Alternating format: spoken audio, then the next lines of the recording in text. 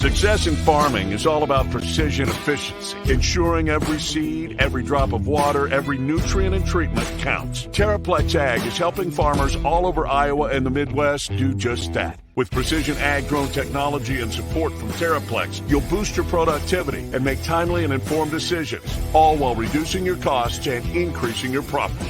It's time to revolutionize your farming. Harvest the benefits with Terraplex Ag. Visit TerraplexAg.com. Williams and Blum on a Tuesday. No Wednesday show this week. This is the first Williams and Blum pod, the first Cyclone Fanatic pod ever from the Wild Rose Casino Studios that is in the Des Moines International Airport. Yeah. Well, little delay on the way to Boston. Called Blum up and I said, hey, let's get this thing knocked out because tomorrow's going to be crazy and then Thursday is going to be nuts. So here we are. We are presented by our friends at Mechdyne and the Mechdyne Corporation, fueled as always by Cody Road Bourbon. I also want to give a shout out to our friends at Plaza RV who are sponsoring us here during the months of March and April on Cyclone Fanatic. If you've ever thought about doing the whole whatchamacallit, the camping deal. Sorry, I'm getting buzzed. Yeah. Blum's done some camping. They make it easy for you. With our friends from Plaza RV, of course. No, for real. I've bought 2 campers now from them. It's a phenomenal company located in Bondurant. Local people. They support Iowa State a lot. And hit me up even if you need any recommendations. I'll send you right over there to my buddy Scott and the guys, Austin, over there at Plaza RV. Really something to start thinking about. Weather's going to turn here. What about you, Blum? How's your day? But hopefully better than mine thus far. Yeah, I mean, you're just having all the fun luck. No, all good on our end. Just keeping the thing rolling. Portal's still open, so wewillcollective.com. Always a reminder. Well, they did get a commitment yesterday. Yeah, it's good. It's been a good. Things are doing okay. We're doing okay. So, but honestly, you can never have enough. The market's still pretty crazy. Just be honest, and we're just trying to. Thank goodness that Iowa State has TJ and this staff. I'll just put it that way. I mean, just complete rock stars in this space. I love it that they're going to work and they still are able to. I mean, he's 3 steps ahead. I mean, that's what makes TJ so good and why we're super lucky to have him, his culture, his staff, the players. Everybody gets it, and we're trying to stay a couple steps ahead of everybody else today. Let's talk real quick. The majority of the show will be Iowa State and Illinois, but I do want to touch on Deshaun Jackson. Is it Deshaun? I believe so, yes. Okay. Yeah, Deshaun Jackson, center from Charlotte, 6'11", averaged 11.4 points, 6.1 rebounds a year ago. He was originally a Washington State guy. Now, did a little more research. He had committed to Texas Tech. So there are other Big 12 schools. He had this health problem that I'm not really sure what it was, but that is taken care of now. Ends up at Charlotte. Now he's coming to Iowa State. And I haven't had as much time, Brent, as I would like to scout this kid. But he looked to me just in the very short amount of time that I've seen him, almost like a Rob Jones, Hassan Ward hybrid, who's probably a better shooter than either one of those guys. Probably not as good of a rim protector as Ward. Nope. But he can block shots. 72% free throw shooter. So that's an upgrade from Jones. Clearly a downgrade because you're losing Jones and the experience and the leadership. But I mean, what a hell of a start, right? Like there were other high majors all over him. Indiana, Xavier, to name a few. Great start to the portal. Yeah, awesome. You guys are going to love this guy. I mean, plays super hard, wants to win. It was actually the connection here is Jazz Kuntz, of all people. Yeah. Crazy enough, isn't that wild? I mean, good job, Connor Ferguson. That was great. Pulled that great nugget connection. out of him in an interview yesterday. But, Jackson started at Washington State, played with Jazz there, and Jazz basically told him, if you go to Iowa State, get ready to win. And that's what he wants to do. So you're right. Big kid, very physical. I would say the question mark, as you said, is rim protection. And that's where Ward was so good. but I would say a little bit more skilled than both those guys. And but we'll see. I mean, you got to buy in. I think what Ward and Jones proved that even from when they both started, both didn't buy in necessarily right away defensively. They got there, and so I think that's the question for Jackson. But yeah, I think Iowa State obviously knew it had to address the big man in the portal. Did that, and I think there's still some adds to be made to add some more depth there, but to huge news because one, it makes you feel a little bit better, and then also I think it gives your current guys on the roster, hey, we're not going to be content. Great point. We're going to go out, be aggressive, and so those guards look at what you're doing and they say, "Oh, we've got reinforcements coming in." It's the same. It's just like professional sports, honestly, guys. Like, your current guys want to make sure that you're still being proactive and making sure the roster is as good as it gets, and there's no reason to believe that next year can't be just as great as this year. Yeah, and I'm guessing right now, and I put out a little piece on our premium board and for our Patreon subscribers. Really great time of year to be a member of that, by the way.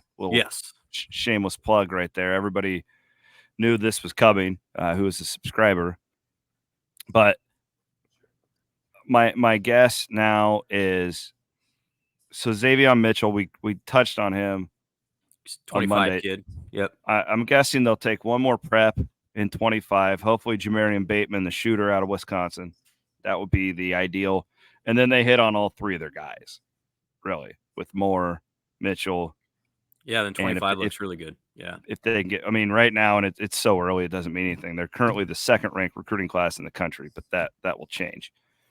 They're not getting they're getting solid top 150 guys, but it's not like crazy ranking guys. But that doesn't mean everything, as we all know.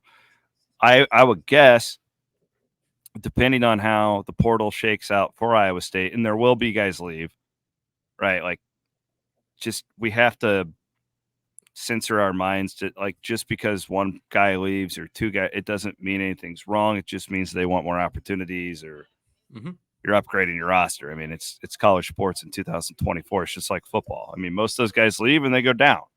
There's not that many Tyrese Hunters out there. So it'll depend on that, but you're going to get at least one more big, I would think, to go with what JT Rock and Omaha Blue. Will depend on if those guys stick around, right? Like, I would assume Rock would, because he was a true red shirt. But I mean, I would assume that guys like Watson and Blue could potentially look around and see if they could, or Pavletsky, and be like, can we play more else? What do they want?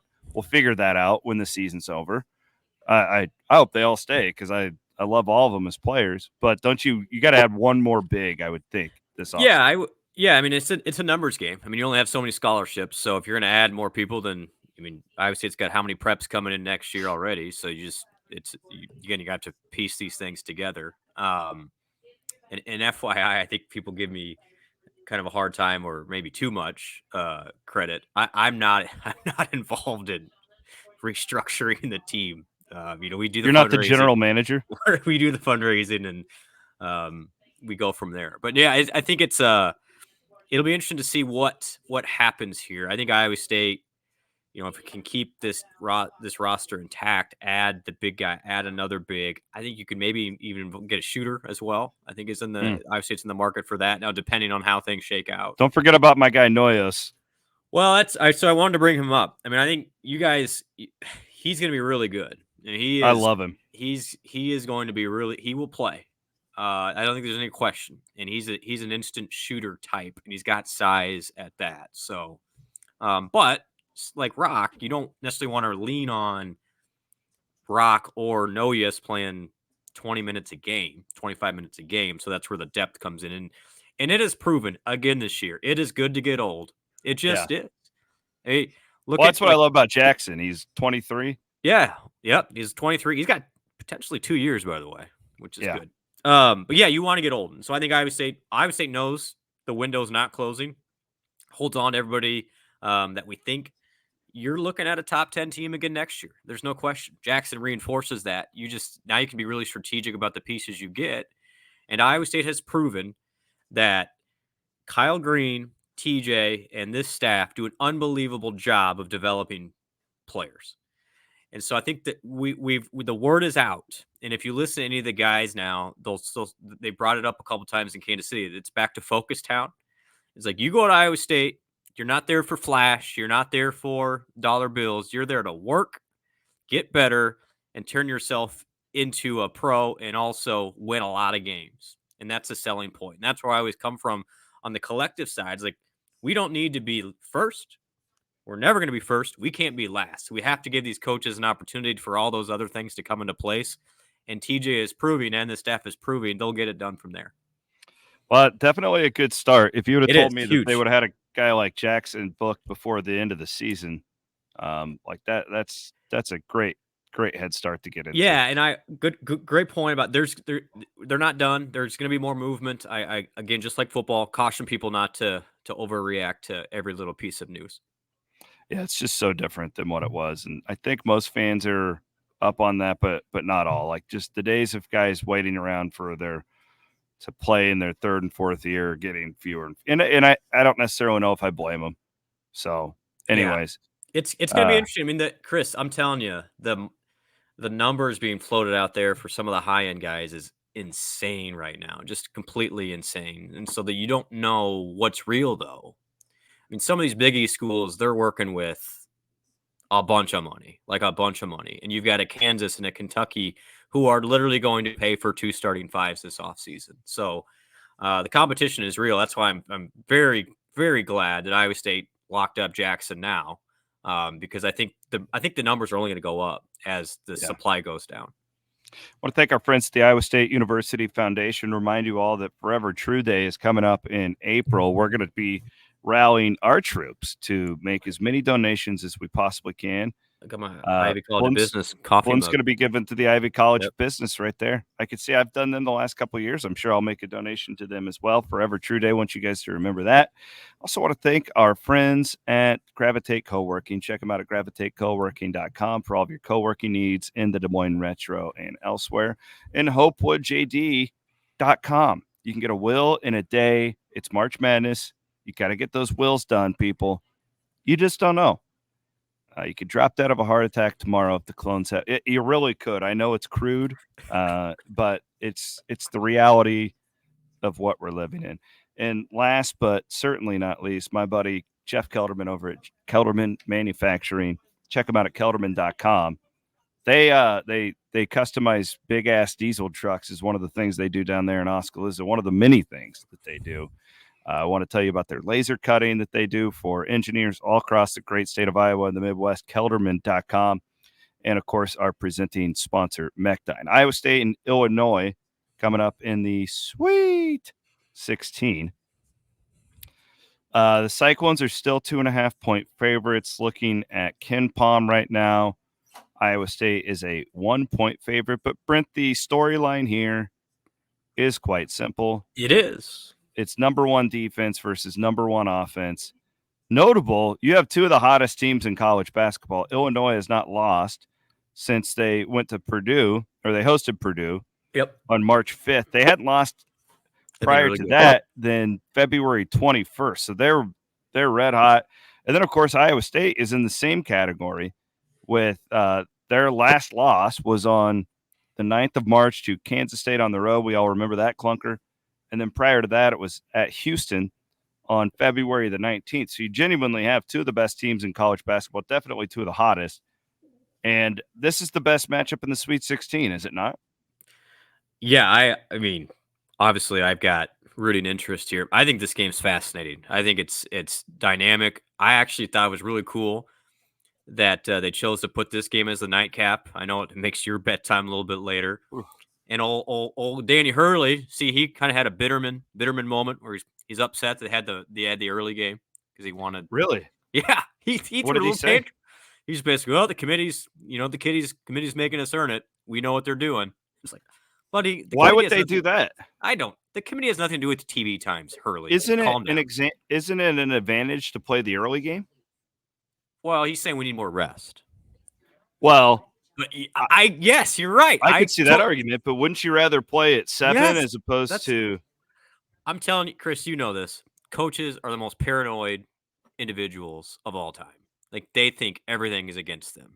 And The fact is, Iowa State and Illinois is going to get great viewing audience because it's going to be a heck of a game with two great styles. I think this is completely fascinating. You've got an Illinois offense that has scored more than 85 points in all but 4 games this year. Iowa State has only allowed more than 85 twice this year, or maybe just once. Like, it might just be once, and that was the BYU game. So it is literally the definition of offense versus defense. I don't know. I don't know what to think. You know what this game reminds me of a little bit, and it's not to the exact extent. But actually, 8 years ago, Iowa State played Virginia in the Sweet 16. You were there in Chicago. Iowa State had that elite offense. The defense was 92nd in the country. Illinois comes in at 93rd in the country this year. I saw that. So this is, and again, their defense has been better, but generally, if you're in the 90s, it's hard. I mean, you're giving up a bunch of easy baskets. They do not force turnovers. Iowa State is going to get some great looks. It's just a matter of, can you make those? So there's 2 numbers I'm looking at here. It's the number of Illinois turnovers. If it's 15 or above, I really like Iowa State's chances. And then quite simply, it's how many threes is Iowa State going to make? Or what's Iowa State's field goal percentage? Maybe is the better stat. If that's above 45%, I think Iowa State can win. Iowa State's going to get good looks. Can Iowa State make those? Because Illinois is going to score. The number is interesting. It's Vegas thinks this is 74-72. And so that's what we're looking at. I mean, we're looking at a game in the 70s. Can Iowa State have enough ammo to get there? I think that's a good question. It's just an example, though, of what we've been talking about, where Iowa State has a chance at this one because it's the well-rounded team, and so if you're just going top up 50 in both, yeah, exactly. This goes back to the conversations we were having in January and December about being top 50 in both, and Illinois is like what Iowa State was in the Hoiberg years, where it was like, man, if you get really hot, you can make a run and win this thing. But it's difficult, again, to have like a clunker in March where you don't shoot well or something if you can't stop people. They remind me a lot of those Gonzaga teams over the last decade, where Gonzaga will just steamroll somebody, and then they run into a game where they're not making shots, and their defense is awful, and they can't get over the top. So, yeah, I mean, I think this is interesting. Illinois absolutely is loaded. They're great. Shannon Damask, Hawkins. So good. All good. It's just, can Iowa State's physicality and defense win the day? And then, like we talked about, officiating matters. And we won't know who the officials are until Thursday. I've had a couple people reach out, and so they'll release that a couple hours before the game.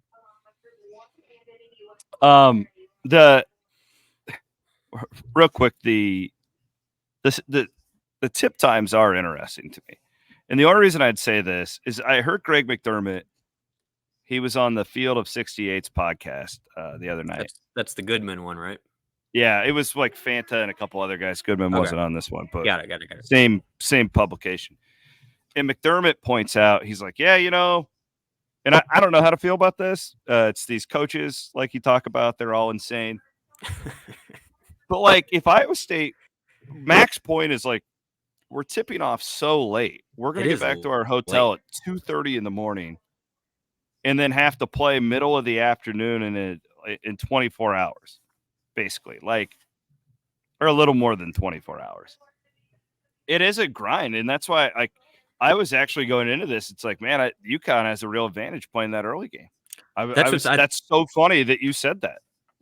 Yeah, Hurley, he had it was like a minute and a half rant about how everyone's against him. It's like, no, pal, calm down. No, it's late, and then you're on the East Coast now. It's going to be 10:20, 10:30 when we tip off locally. The good thing is, I'll have to look that up real quick. I think the game on Saturday would be a night game, so it's not like, I mean, the Friday Sunday is a little bit harder because those are going to be in the mid afternoon. Yeah, good point. And that's what Mac was referring to. But I mean, I think he plays on Sunday. Iowa State. So Iowa State's going to tip off at. Let's just tell people how this works. They'll tip off at 10:09 East Coast time. Game gets over, let's say, at 12:30. You have a half hour cooling off period, hour of media. Yeah, Iowa State's not getting to its hotel room until 2:30 in the morning, and then you have to practice and do media the next day. And again, these guys are young, but it does matter. And so I do think that extra 2.5 hours is a bit of an advantage, especially in what no doubt will be a very physical game. Iowa State's best recipe to win this game is to be just slugfest, get in a half court. Like Iowa State wants this thing in the 60s and make Illinois come to you. I thought Mick Cronin had a great point. He was on Cowherd yesterday, and he said the great thing about Iowa State is they can make you slow dance, and not everybody wants to slow dance. Iowa State can do it. And I think that, again, this is all coming back to the same thing. Can you win in multiple ways? Iowa State can. Illinois has not proven it yet in this tournament. They really haven't been in a slugfest, though, so we'll see how they can perform. If you're an Iowa State fan, you're optimistic that the physicality and the level of toughness in the Big 12 is just different than the Big 10. Blum, what do you think happens matchup-wise? I admittedly haven't looked into this enough. Is this as simple as, who do you put on Shannon? Yeah, I was just talking with our buddy Adam Gray about that this morning. Who do you put on Shannon? Who do you put on Damask? And the big guys, I don't know. You got the little point guard too, the freshman who plays some.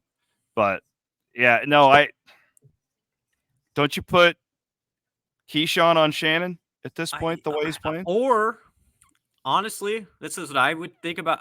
Gilbert would be great, no doubt. I don't want Gilbert in foul trouble, though. I trust Taman. I trust Taman here. Well, it's one of those two guys. Yeah, it's one of those two. I mean, I know Taman would be undersized, but I think Taman could really frustrate him, get up underneath him, and make him earn it. But you got to worry about foul trouble with all those guys. I mean, you're going to look at Shannon.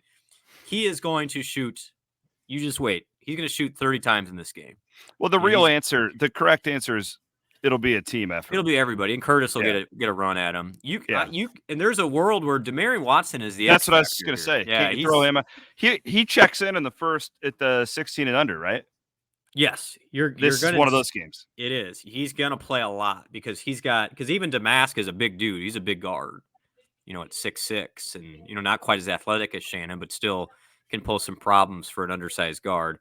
I think the fascinating question is who out of those guys stays in front of Iowa State. I mean, I think this will be Iowa State's best offense is potentially just to spread them out and drive it. Because I like my chances with Gilbert, Lipsey, and Jones going downhill at Damask. Damask is not a great defender, and we'll see if they can stay in front. And so while we're worried about Shannon and Damask, they have to be wondering, gosh, how do we stay in front of those three little guards for Iowa State who can really cause problems? Because, again, Illinois is just not real deep either. So foul trouble is going to be an issue on both sides. The officiating, we made a big deal out of this. Both of us had the same idea on Sunday night that's going to just be a factor. It's not an excuse for either team. It's just when I watch Houston, Texas A&M, it's a factor, right? And we've talked about this. How do you think these types of games usually get officiated, Blum? Yeah, like you know this more than most. Does it just depend on the crew? Does it depend on the crowd? What do you think? So two things. It does. It's all variable. Officials are graded just like teams are. So if you advance to the Sweet 16 as an official, you are considered one of the best. I think there's 40 officials left in the tournament. So you're getting really good officials that have all probably worked high-end games.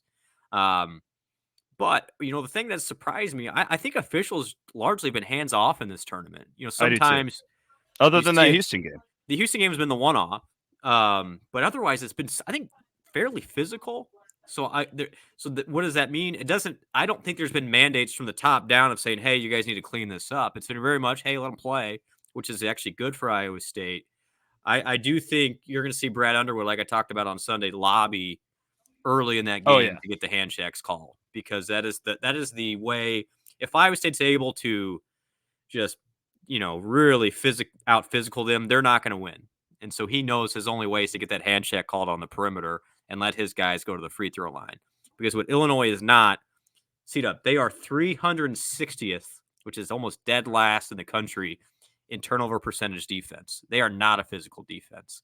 And that's where I think Iowa State's best offense, maybe just getting to the rim and trying to get to the free throw line, because you're not going to get pressured by these guys. Other Big 12 team, Whipple's Hybrids Big 12 segment here on Williams and Blum Wednesday on a Tuesday, as I am stuck Did you trying to get out to Boston. Did you get a $14 beer at the airport? No, I haven't yet. It's too early.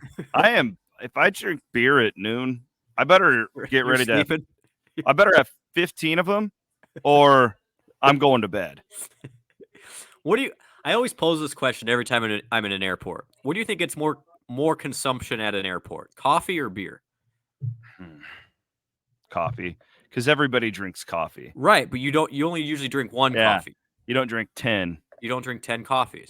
It always blows my mind. Like when I flew back from the Liberty Bowl this year, I booked a flight. It's like one of those like 7 a.m. You jetted early. I think I was still having a beverage. I was in Des Moines by the time you woke up. It's these people at the bar at like 6 a.m. just drinking beer. I'll take an IPA. Thickest one you got. I mean, maybe there was a day where I could have done that, but I don't even remember it. Like these people will drink beer at any hour of the day. It's incredible. Well, I think it's the psychological. I think it's like an anxiety thing for some people. Yeah, it's a fear. I get it. I understand that. But I mean, it's not great health to be like, I know. And I'm always amazed. Alcohol. What always amazes me is these airport bars are open at that time. Yeah, it's like yeah, bring it on. It's unbelievable. Give me an IPA. I do like this Des Moines airport. They've got the little bar areas now. That's where I'm sitting and doing They've this. done nice enough. Yeah, just need it's some name vlogger in there. Boy, the parking situation here though, they got to keep adding. Like it's getting brutal in Des Moines. Like did you end up in the auxiliary lot? Yeah, just way out there. But there's nothing you could do. Like whatever. Wiffles Hybrids Big 12 segment. Shout out to all of our friends from Wiffles out there who are getting ready to plant in just a couple of weeks. One other Big 12 team left in the NCAA tournament. That's Houston. They are playing Duke on Friday night. That's a late one on Friday night, looking at about a 8:39 tip locally. And this is an interesting game because the one thing people say about Duke is that they're soft. It's not a tough team. I have no idea if that's true. I haven't watched them enough to know. But I know that, boy, doesn't it? I have a feeling. I think you could definitely go one of two ways on Houston. I think a lot of people will be like, man, they're so beat up. They're missing Tugler in the middle. Yeah. I don't even know what they're going to give you. They're done. They're cooked. I would go the other way with this game. No, I don't know how I would go on Sunday. Totally agree. I think that they kill Duke. I think they blow this team out. Well, let me just put this in context because people say Duke's soft. Duke is 18th in defense.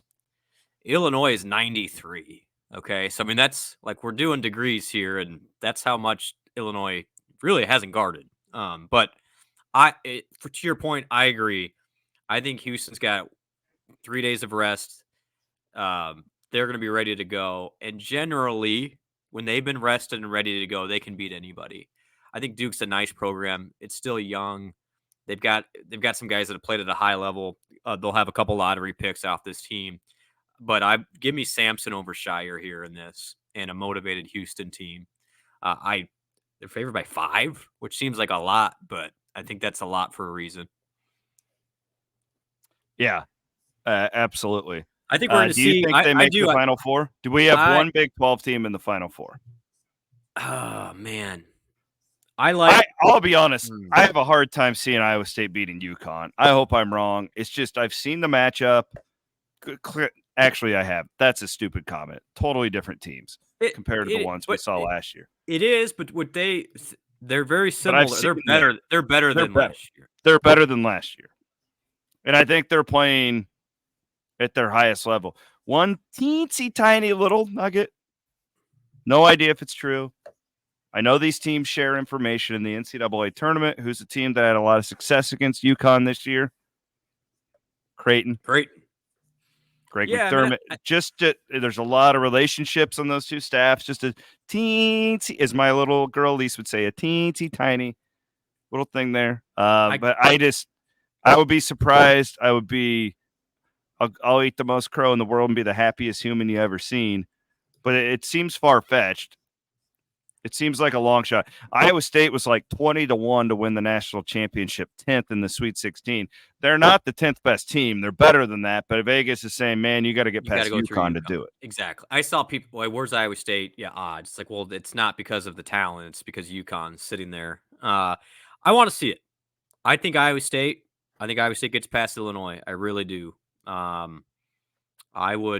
Give me Iowa State as the underdog. I think it'd be the great story to knock off the defending champions to get to a Final Four. I think it'd be Would really you neat. fly out there on Saturday?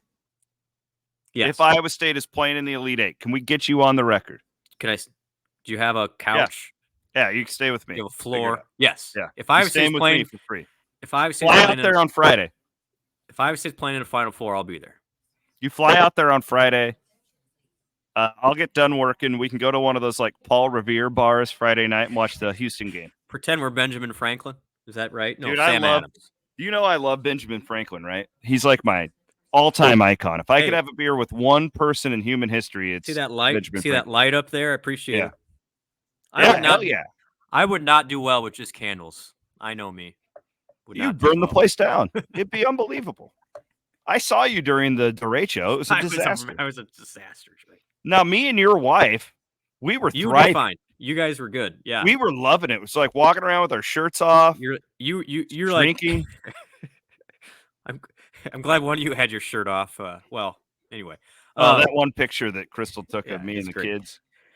I've never spent a night in Boston. What better way to celebrate Iowa State going to a Final Four than a night out in Boston? With you know who's going to be out there? I think our guy T3. Remember T3? T3 is hooking up Steve Kemp with a bar. So we got a Cyclofanatic watch party bar. For those Steve's putting it all over the forums. I think. What's that? Okay, let's just hypotheticals. We don't play the game, so we're just looking ahead. Iowa State, UConn. UConn's favored by 7, 6.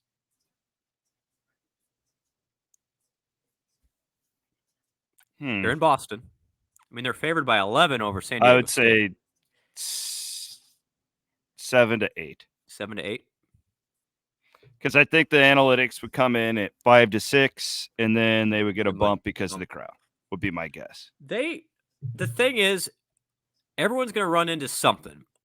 You know, everybody's going to step in shit at some point. Everybody steps in shit. So I know they've been untouchable. They're gonna deal with it, and maybe it's San Diego State. Honestly, San Diego State has some physicality to give them some problems. But I'm excited. This can be This is why we follow college sports. It's weeks like this. Everybody, Rob, come wave at everybody on the pod. Rob Gray's waiting on it. Say hi to Bloom. Hey, buddy. Rob, best sports writer in the state of Iowa, right there. No question. All right, let's get after it. Bloom, if Iowa State wins, we're going to pod at some point before the Elite Eight. Yes, we'll figure it out. Maybe over Sam Adams. Yeah. Well, I was going to go to their tap room tonight and have dinner, but I don't think I'm going to be there in time now because everything. What's the media situation tomorrow for people that want coverage? What do you mean? Like when's Iowa State? Iowa State is middle of the afternoon. Okay. So it'll be early afternoon, Central Iowa time. I want to say they're on the floor at like 3, but have press conferences at like 2. So we'll have our stuff out there and look for a lot of video interviews from me, like we kind of been doing. You know, I feel weird writing like 1,000-word columns now because it's like I'm doing these podcasts all the time and I'm just going to be writing what I'm saying.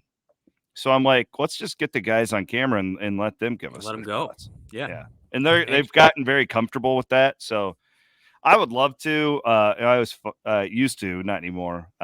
Get after Matt Schultz about this. He's great. He's sports information director. He's a really good buddy of mine. But like the locker room access is a great tool for growing your brand. If I was you, if I'm the director of NIL in the future, I'm pushing for that to put these guys and gals and their faces and personalities up front and center. Look what the attention Audie got, which is great. and well-deserved. I know they bring them up on the podium, but what I'm telling you is after doing this for 20 years, they react to you differently on the podium than they do one-on-one in the locker room. Well, that's what I would encourage people. I know people do listen to the post game on radio. Is you really get a glimpse into how like these guys are super bright, that's why I'm so excited for them to have this success, because it's a great group of people. I agree. Great point.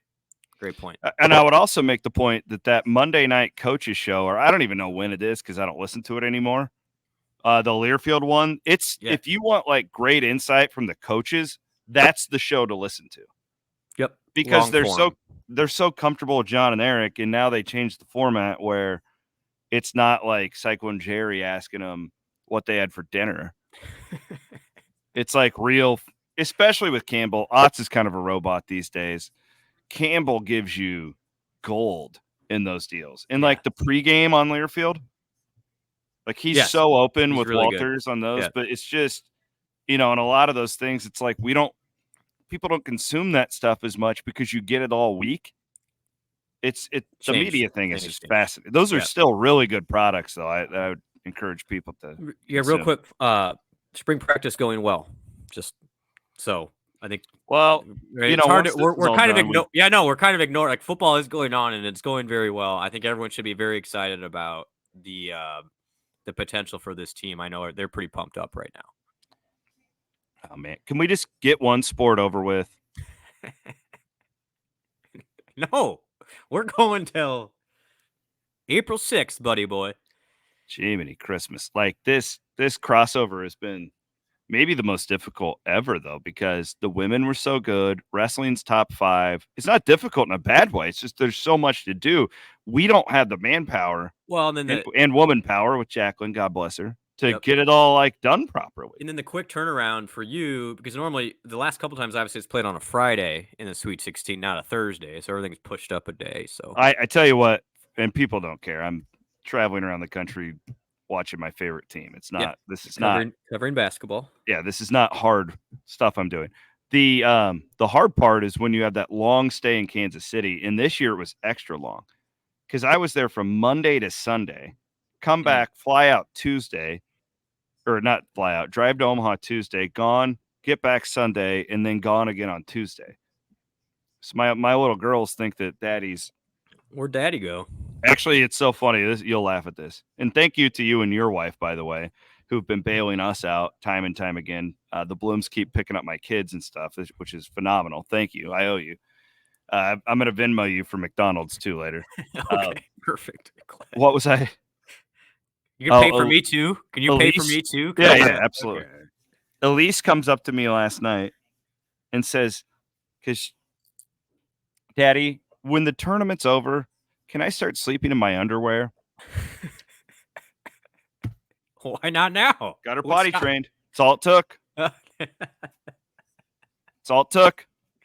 Thank you, Uncle TJ, for that. Yeah, no shit. He's not around.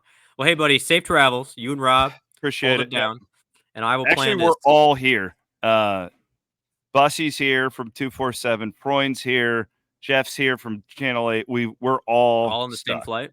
The only one who is already there is Hines, because he flew out like first thing this morning before all this weather kicked off. He's an elitist. It's okay.